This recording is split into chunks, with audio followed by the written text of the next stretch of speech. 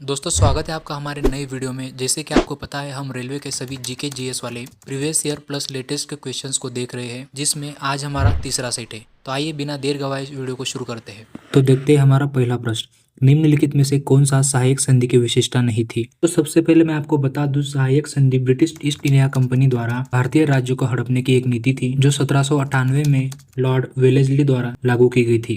दोस्तों इस संधि पर सबसे पहला हस्ताक्षर हैदराबाद के निजाम ने किया था। तो हमें बताना है इनमें से कौन सा एक गलत है। तो हमारा आंसर हो जाएगा बी, देशी रियासतों की आंतरिक शासन कंपनी के अधीन होगी। ये बिल्कुल गलत है, बाकी तीनों सही है। जैसे कि देशी रियासतों को एक ब्रिटिश रेजिमेंट रखनी होगी, ये सही है। देशी रियासतों को एक विदेश नीति कंपनी के अधीन होगी, ये भी सही है। कंपनी की सेना का खर्चा रियासत उठाएगी, ये भी सही है। दोस्तों अगला प्रश्न, निम्न में से किस समाचार पत्र पर वर्नाकुलर प्रेस एक्ट के तहत कार्रवाई की गई। दोस्तों वर्नाकुलर एक्ट 1878 में लॉर्ड लिटन द्वारा लागू किया गया था, परंतु 1882 में लॉर्ड रिपन द्वारा इसे निरस्त कर दिया गया। इसका उद्देश्य था भारतीय भाषाओं के समाचार पत्रों पर नियंत्रण करना। जैसे कि कई समाचार पत्र राष्ट्रवाद के विचार या फिर ब्रिटिशों के विरुद्ध कोई समाचार छापते थे, तो वर्नाकुलर एक्ट के तहत उन समाचार पत्रों को बंद करवा दिया जाता था। तो हमारा आंसर हो जाएगा भारत मिहिर। भारत मिहिर इनमें से एक समाचार पत्र था जो वर्नाकुलर प्रेस एक्ट के तहत बंद करवाया गया था। अगला सवाल, बाल हत्या प्रथा किस प्रेसिडेंसी में सबसे अधिक थी।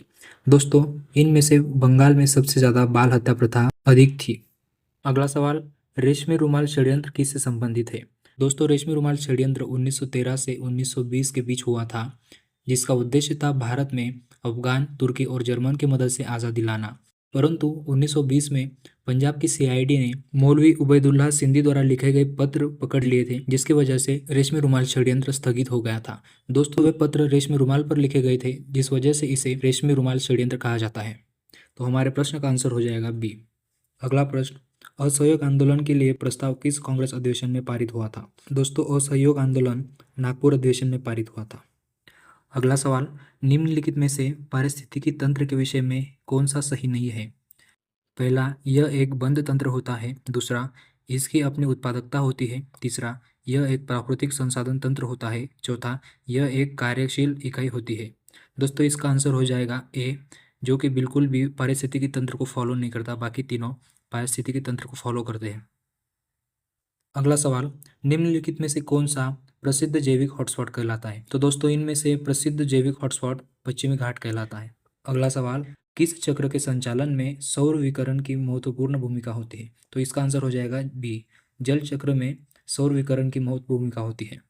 अगला सवाल, गौतम बुद्ध ने संघ में भिक्षुणी या फिर स्त्री को प्रवेश देने का अनुमति कहाँ दी थी।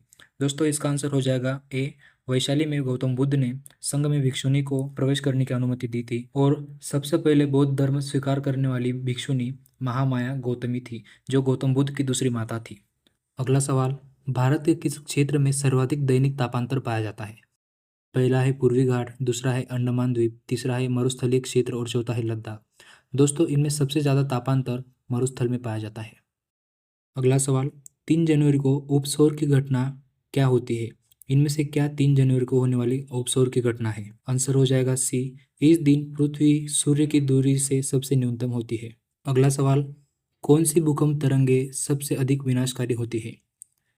ए पी तरंगे, बी एस तरंगे, तीसरा है एल तरंगे और चौथा है इनमें से कोई नहीं। दोस्तों इसका सही आंसर हो जाएगा एल तरंगे, इसे हम लव तरंगे भी कहते हैं।